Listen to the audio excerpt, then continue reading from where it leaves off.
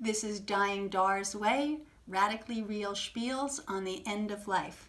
I'm continuing with this theme of helping people communicate important messages when they're even thinking about someone's end of life. And this is for both my loved ones and for casual visitors. Me being me, I have turned it into almost a game, making cards that will facilitate end-of-life communicating.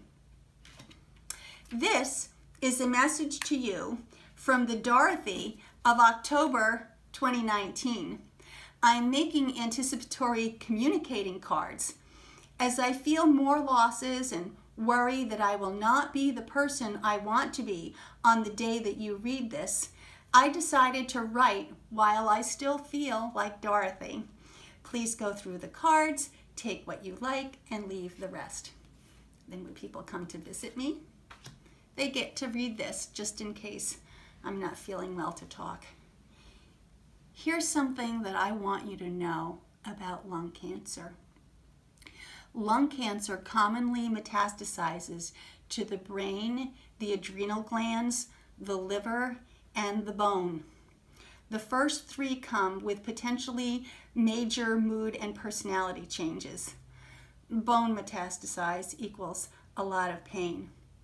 If I am not who I used to be, please know that I love you. I just can't feel it right now.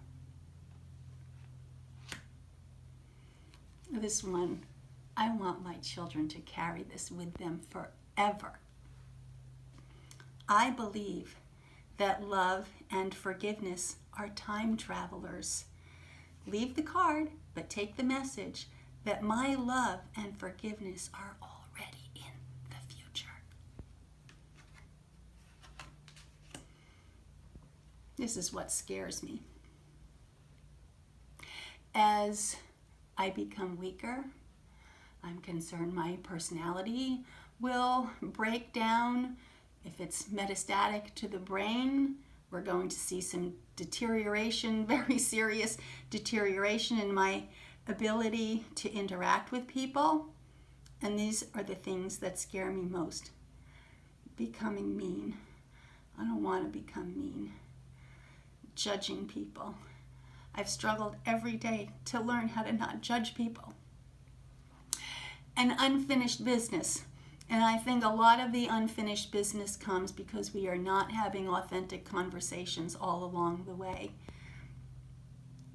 Honest conversations are often what separate us from our loved ones. And I'm going to ask my camera person, Fran, have you observed this sort of deterioration as people dissolve into dementia or other brain problems?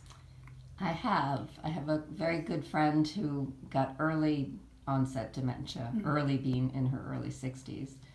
And she went from deeply loving her husband or speaking about him in deeply loving terms to starting to tell me how she needed to get away from him for various reasons that she gave me. But fortunately, he had forewarned me, so I realized it was, of course, not her talking, but it was her panic that she was undergoing, and a sense of getting away to me sort of became a message of